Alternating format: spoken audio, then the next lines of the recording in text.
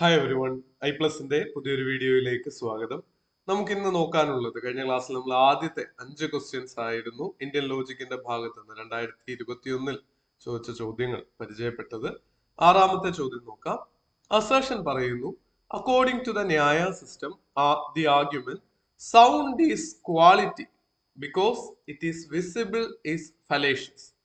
Sound ഒരു ക്വാളിറ്റിയാണ്, എന്തുകൊണ്ടാണെന്ന് പറഞ്ഞാൽ അത് വിസിബിൾ ആണ്, അത് ഫലേഷ്യസ് ആണ്. നമുക്ക് വലിയ പാടൊന്നും ഇല്ലല്ലേ അത് ഫലേഷ്യസ് ആണെന്ന് പറയാൻ. It commits the fallacy of Swarupasiddha. സ്വരൂപാസിദ്ധയാണ് ഇവിടെ കമ്മിറ്റ് ചെയ്യപ്പെട്ടിരിക്കുന്ന ഫലസി. ഹേതുവാഭാസ എന്ന് പറഞ്ഞ കാറ്റഗറിയിൽ നമ്മൾ പഠിച്ച കാര്യങ്ങളാണ് അല്ലെ. അപ്പൊ ഈ സ്വരൂപാസിദ്ധ ആണ് ഇവിടെ വന്നിരിക്കുന്നതെന്ന് പറയുന്നത് ശരിയാണോ എന്നാണ് ചോദ്യം. നിങ്ങളുടെ ഉത്തരങ്ങൾ മാർക്ക് ചെയ്യുക. ഇവിടെ നമ്മൾ കൃത്യമായിട്ടുള്ള ഉത്തരം ഏതാണെന്ന് ചോദിച്ചാൽ ഓപ്ഷൻ സി ആണ് ഇവിടെ കറക്റ്റ് ആൻസർ ആയിട്ട് വരുന്നത്. Both A and R are correct and R is the correct explanation of A. നോക്കാം നമുക്ക്. ഇവിടെ sound is a quality because it is visible എന്ന് പറയുന്ന ഫലേഷ്യസ് അല്ലേ. സൗണ്ട് ഒരു ക്വാളിറ്റിയാണ്, പക്ഷെ അത് കാണാൻ പറ്റുന്നോണ്ടാണോ? ശരിക്ക് സൗണ്ട് ഇൻവിസിബിൾ ആ. ആരെങ്കിലും ശബ്ദത്തെ കാണാറുണ്ടോ? ശബ്ദം കേൾക്കാറാവുള്ളത്. അപ്പൊ അതുകൊണ്ട് അസേഷൻ ശരിയാണെന്ന് മനസ്സിലാക്കാൻ ബുദ്ധിമുട്ടൊന്നുമില്ല. പക്ഷെ സ്വരൂപാസിദ്ധ എന്താ നമ്മൾ അറിഞ്ഞിരിക്കണം. എപ്പോഴാ സ്വരൂപാസിദ്ധ സംഭവിക്കുന്നത്? മൈനർ ടേം അൺറിയൽ അല്ല, മൈനർ ടേം റിയൽ ആയിട്ടുണ്ട്. ഇവിടെ ശബ്ദം എന്നുള്ളത് ശബ്ദമാണ് മൈനർ ടേം, അത് അൺറിയൽ അല്ല. പക്ഷേ because of the very nature of the middle term cannot be present in the minor term. ഇവിടെ മിഡിൽ ടേം എന്ന് പറയുന്നത് വിസിബിൾ എന്നുള്ളതാണ്. സൗണ്ടില് മൈനർ ടേമില് മിഡിൽ ടേം വിസിബിൾ എന്നുള്ള ഭാഗം വരാൻ സാധിക്കില്ല. അങ്ങനെ വരുന്നില്ലെങ്കിൽ അതാണ് സ്വരൂപാസിദ്ധ എന്ന് പറഞ്ഞിരിക്കുന്നത്. കണ്ടോ, middle term seen cannot be present in the minor term sound because sound cannot be seen. കാണാൻ പറ്റില്ലല്ലോ. It can only be heard. അതുകൊണ്ടാണ് 6 കറക്റ്റ് ആയത്. പലതരത്തിലുള്ള ഫലസികളുണ്ട്, നമ്മുടെ കോഴ്സിൽ അത് ഡീറ്റെയിൽഡ് ആയിട്ട് പറയുന്നു. ഏഴാമത്തെ ചോദ്യം, which of the following pramanas are accepted by the Nyaya school? ഏറ്റവും എളുപ്പമുള്ള ചോദ്യമായിരുന്നു ഈ സീരീസിൽ.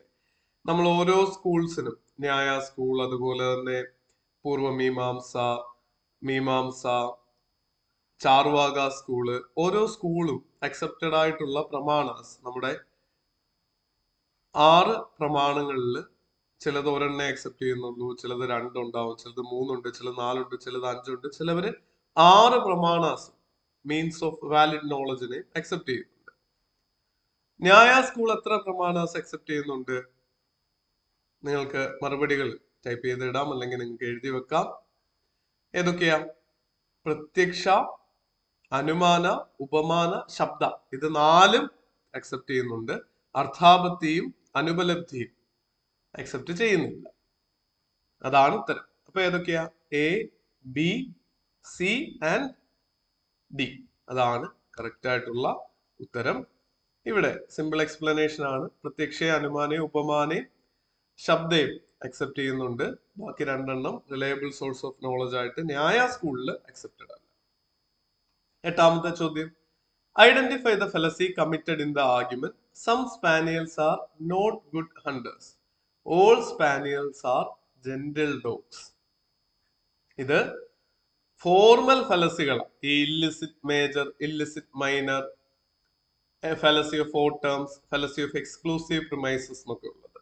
ഇതൊക്കെ നമ്മുടെ ക്ലാസ്സിൽ, കോഴ്സിന്റെ ഭാഗമായിട്ട് വളരെ ഡീറ്റെയിൽഡ് ആയിട്ട് പറഞ്ഞു പോകുന്നുണ്ട്. നമുക്ക് ഇവിടെ വരുന്നത് ഏത് ഫലസിയാ? നോക്കിയേ, ഇത് പഠിച്ചവർക്ക് മാത്രം നമുക്ക് അറ്റൻഡ് ചെയ്യാൻ പറ്റുന്ന ചില ചോദ്യങ്ങൾ. നമുക്ക് മറ്റു ലോജിക്കുകളൊന്നും അപ്ലൈ ചെയ്യാനായിട്ട് സാധിക്കില്ല. ഫലസി ഓഫ് ഇല്ലിസിറ്റ് മൈനർ ആണ് ഇവിടെ സംഭവിക്കുന്നത്. എന്താ ഫലസി ഓഫ് ഇല്ലിസിറ്റ് മൈനർ എന്ന് പറഞ്ഞാൽ? 4ഉം എന്താണെന്ന് പഠിപ്പിച്ചുകൂടി തരാം കേട്ടോ. നിങ്ങൾക്ക് ഈ ക്വസ്റ്റ്യൻ ഡിസ്കഷൻ കാണുമ്പോൾ നിങ്ങളുടെ റെസ്പോൺസ് അനുസരിച്ച് കൂടുതൽ വീഡിയോകൾ ചെയ്യണം എന്നാണ് കരുതുന്നത്. അതുകൊണ്ടാണ് അഡീഷണൽ പോയിന്റുകൾ കൂടി പറഞ്ഞു പോകുന്നത്. ഇല്ലിസിറ്റ് മൈനർ എന്ന് പറഞ്ഞാൽ it's a formal fallacy committed in a categorical syllogism that is invalid because minor term undistributed ആണ് in the minor premise but distributed in the conclusion. ഇവിടുത്തെ മൈനർ ടേം ഏതാ? മൈനർ ടേം എന്ന് പറഞ്ഞാൽ കൺക്ലൂഷനിലെ subject ആണ് minor term. ഇപ്പൊ ഇവിടെ gentle dogs എന്നുള്ളതാണ്. Gentle dog ഈയില് രണ്ടും ഡിസ്ട്രിബ്യൂട്ടഡ് ആണ്, സബ്ജക്റ്റും പ്രെഡിക്കേറ്റും. അത് നിങ്ങൾ പഠിച്ചു വെക്കണം കേട്ടോ. AEIO 4 ടൈപ്പ് സ്റ്റേറ്റ്മെന്റ് ഉണ്ട്. അതിലെ സബ്ജക്റ്റും പ്രെഡിക്കേറ്റും ഡിസ്ട്രിബ്യൂട്ടഡ് ആണോ അൺഡിസ്ട്രിബ്യൂട്ടഡ് ആണോ എന്ന് പഠിച്ചു വെക്കണം. AEIO എയിലും ഇയിലും സബ്ജക്റ്റ് ഡിസ്ട്രിബ്യൂട്ടഡ് ആണ്, ഐയിലും ഓയിലും സബ്ജക്റ്റ് അൺഡിസ്ട്രിബ്യൂട്ടഡ് ആണ്. ഒരു ക്ലാസ്സിലെ എല്ലാത്തിനും ബാധകമാണെങ്കിൽ ഡിസ്ട്രിബ്യൂട്ടഡ്, അങ്ങനെ അല്ലെങ്കിൽ ഡിസ്ട്രിബ്യൂട്ടഡ് എന്നുള്ളതാണ് ബേസിക്. ഇത് ഇനിയും പറഞ്ഞു പോയാൽ അത് മുഴുവൻ പറയേണ്ടി വരും. കാറ്റഗോറിക്കൽ പ്രൊപ്പോസിഷൻസ് മുഴുവൻ ഫ്രീ വീഡിയോസും നമ്മുടെ ചാനലിൽ അവൈലബിൾ ആണ്. നമ്മുടെ കോഴ്സിലും ഡീറ്റെയിൽഡ് ആയിട്ട് പറയുന്നുണ്ട്.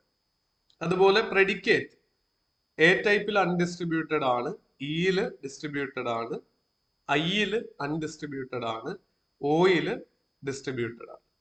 അൺഡിസ്ട്രിബ്യൂട്ടഡ്, ഡിസ്ട്രിബ്യൂട്ടഡ്, അൺഡിസ്ട്രിബ്യൂട്ടഡ്, ഡിസ്ട്രിബ്യൂട്ടഡ് ഒന്നിടവിട്ടാണ് അതിന്റെ പ്രെഡിക്കേറ്റ്. ഞാനത് പഠിച്ചു വെച്ചിരിക്കുകയാണ്. ചിന്തിച്ചെടുക്കാനായിട്ട് നിങ്ങൾ സമയം കളയോ അതിന്റെ ലോജിക്കിനെ പറ്റി ഒരുപാട് ബോധർ ചെയ്യോ വേണ്ട, നമുക്ക് അത് അറിഞ്ഞാൽ മതി.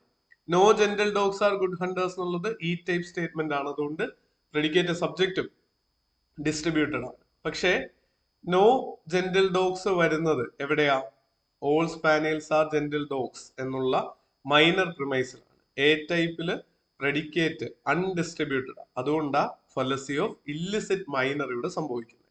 മൈനർ ടേം കൺക്ലൂഷനിൽ ഡിസ്ട്രിബ്യൂട്ടഡ് ആണ്, മൈനർ പ്രിമൈസിൽ അൺഡിസ്ട്രിബ്യൂട്ടഡ് ആണ്. അപ്പൊ എന്ത് സംഭവിക്കും? ഇല്ലിസിറ്റ് മൈനർ എന്നുള്ള ഫലസി സംഭവിക്കും. അത് തന്നെയാ ഇല്ലിസിറ്റ് മേജറും.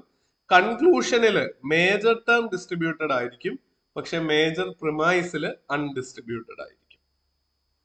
ഫലസി ഓഫ് 4 ടേംസ് എന്ന് പറഞ്ഞ ഒരു കാറ്റഗോറിക്കൽ സിലോജിസത്തില് 3 ടേംസേ വരാൻ പാടുള്ളൂ. ഏതൊക്കെയാ? Major term, minor term, middle term. 3-ലധികം, അതായത് 4-ഓ അതിൽ കൂടുതലോ ടേംസ് വന്നു കഴിഞ്ഞാൽ അത് ഫലസി ഓഫ് 4 ടേംസ് ആവും. എക്സ്ക്ലൂസീവ് പ്രിമൈസുകളും പഠിക്കാൻ എളുപ്പമാണ്. 2 പ്രിമൈസുകളും നെഗറ്റീവ് ആണെങ്കിൽ, അതായത് ഇ ടൈപ്പോ ഓ ടൈപ്പോ ആണെങ്കിൽ, നോ ARB എന്നോ അല്ലെങ്കിൽ സം നോട്ട് എന്നുള്ളതോ ആണെങ്കിൽ അത് നെഗറ്റീവ് ആണ്. 2 പ്രിമൈസുകൾ അത്തരത്തിൽ നെഗറ്റീവ് ആണെങ്കിൽ ഫലസി ഓഫ് എക്സ്ക്ലൂസീവ് പ്രിമൈസുകളാണ്. പ്രിമൈസ് എന്നുള്ള ഫലസി അവിടെ സംഭവിക്കുന്നു ഓർക്കാം. 9ാമത്തെ ചോദ്യം, identify the fallacy committed in the argument. Since all humans are mortal, the human race must some day come to an end. ഇതും താരതമ്യേന ഈസി ക്വസ്റ്റ്യൻ ആണ്. ഫലസി ഓഫ് ഏതാ ആൻസർ? നിങ്ങൾ കൂടി പറ. കോമ്പോസിഷൻ ആണ് ഇവിടുത്തെ ആൻസർ. ഒരു മനുഷ്യനായിട്ട് എടുത്താൽ അവര് മരിക്കും. അപ്പൊ മനുഷ്യന്മാര് ചേർന്ന കൂട്ടവും ഒരു ദിവസം പെട്ടെന്ന് എല്ലാവരും കൂടി ഒരുമിച്ച് മരിച്ച് എക്സ്റ്റിങ്ക്ട് ആയി പോകുന്നു പറയുന്നത് ശരിയാണോ? പൊട്ടത്തരമല്ലേ? ഫലസി അല്ലേ? അതാണ് ഇവിടെ സംഭവിക്കുന്നത്. പിടികിട്ടിയോ? ഒന്നിന് ശരിയായത് കൂട്ടത്തിനും ശരിയാവും എന്ന് പറയുന്ന ഫലസിയാണ് ഫലസി ഓഫ് കോമ്പോസിഷൻ. ഇനി എന്താ ഈ ഫലസി ഓഫ് ഡിവിഷൻ എന്ന് പറഞ്ഞാല്? മറ്റൊരു ഉദാഹരണം ഇവിടെ പറഞ്ഞിട്ടുണ്ട്. ടയർ റബ്ബർ കൊണ്ടാണ് ഉണ്ടാക്കിയിരിക്കുന്നത്. അതുകൊണ്ട് കാറ് മുഴുവൻ റബ്ബർ ആണെന്ന് പറയാൻ പറ്റുമോ നമുക്ക്? പറ്റില്ലല്ലോ. അതുപോലെ മറ്റ് ഫലസികൾ കൂടി നോക്കാം. ഫലസി ഓഫ് ആംഫിബോളി എന്ന് പറഞ്ഞാല് ലാംഗ്വേജിലെ ഗ്രാമറിലെ പിശക് കൊണ്ടുണ്ടാവുന്ന കൺഫ്യൂഷൻ, ഫലേഷ്യസ് ആയിട്ടുള്ള ആംബിഗസ് ആയിട്ട് പോകുന്നതാണ് ആംഫിബോളി. ഉദാഹരണം പറഞ്ഞാല് kill him not spare him. Kill him not spare him. Spare എന്ന് പറഞ്ഞാൽ വെറുതെ വിടുക. Kill him not spare him. അപ്പൊ അവിടെ എവിടെ പോസ് വരുന്നു എന്നുള്ളതിനനുസരിച്ച് അതിന്റെ അർത്ഥം മാറിപ്പോകും. കിൽ ഹിം എന്ന് പറഞ്ഞിട്ട് ഞാൻ നിർത്തുമോ? Kill him not spare him. അവനെ കൊല്ലണം, അവനെ വെറുതെ വിടരുതെന്ന അർത്ഥം. ഇനിയും വായിക്കുന്ന ആള് പോസ് ചെയ്യുന്നത് കിൽ ഹിം നോട്ട്, അവിടെ ആ കോമ വരുന്നെങ്കിലോ? Kill him not spare him. അവനെ കൊല്ലരുത്, സ്പെയർ ഹിം വെറുതെ വിടുക എന്നോ. അങ്ങനെ ഈ സെന്റൻസിലെ ഗ്രാമറും സ്ട്രക്ചറും കൊണ്ടുണ്ടാവുന്ന ആംബിഗ്വിറ്റിയും ഫലേഷ്യസ് ആയിട്ടുള്ള റീസണിങ്ങുമാണ് ഫലസി ഓഫ് ആംഫിബോളി. ക്ലിയർ ആയല്ലോ? ഫലസി ഓഫ് കോമ്പോസിഷൻ പറഞ്ഞു. ഫലസി ഓഫ് കോൺവേഴ്സ് ആക്സിഡന്റ്. ഒരു സ്പെസിഫിക് കേസ് എടുത്തിട്ട് നേരെ വിരുദ്ധമായിട്ടുള്ള കൺക്ലൂഷനിൽ എത്തുന്നത്. ഇപ്പോ മോർഫിൻ വേദനയുള്ളവർക്ക് കൊടുക്കാവുന്ന ഒരു മരുന്നാണ് എന്ന് പറഞ്ഞാൽ അത് എല്ലാവർക്കും ഉപയോഗിക്കാവുന്ന നല്ല മരുന്നാന്ന് ഞാൻ ആർഗ്യൂ ചെയ്യുകയാണെങ്കിൽ അത് ഫാലസി ഓഫ് കോൺവേഴ്സ് ആക്സിഡന്റ് ആയി. ആ ഒരു സ്പെസിഫിക് കേസിലേ ഉള്ളൂ മോർഫിൻ ഗുണപ്രദമാവുക. ബാക്കിയുള്ളവർക്ക് കൊടുത്താൽ അത് ലഹരിയായിട്ടും ഹൃദയാഘാതത്തിലേക്കും മറ്റു ഗുരുതരമായിട്ടുള്ള ആരോഗ്യ പ്രശ്നങ്ങളിലേക്കും സാധാരണ ആളുകൾക്ക് സംഭവിക്കും. അപ്പൊ അതുകൊണ്ട് അത്തരത്തിലുള്ള റീസണിങ് ആണ് കോൺവേഴ്സ് ആക്സിഡന്റ് എന്ന് പറയുന്നത്. ഫാലസി ഓഫ് ഡിവിഷൻ എന്താ? ഒരു മുഴുവന് ശരിയാവുന്നത് നമ്മുടെ കോമ്പോസിഷന്റെ നേരെ ഓപ്പോസിറ്റ്.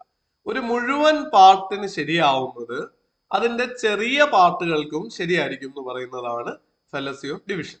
ഇപ്പൊ ഉദാഹരണം, US എല്ലാവരും ധനികരാണ്, അതുകൊണ്ട് അവിടെ പാവപ്പെട്ട ഒരാൾ പോലും ഇല്ലെന്ന് ഞാൻ പറയാം. അവിടെയും ഭിക്ഷക്കാരുണ്ട്, ഹോംലെസ് ആയിട്ടുള്ള ആൾക്കാരുണ്ട്.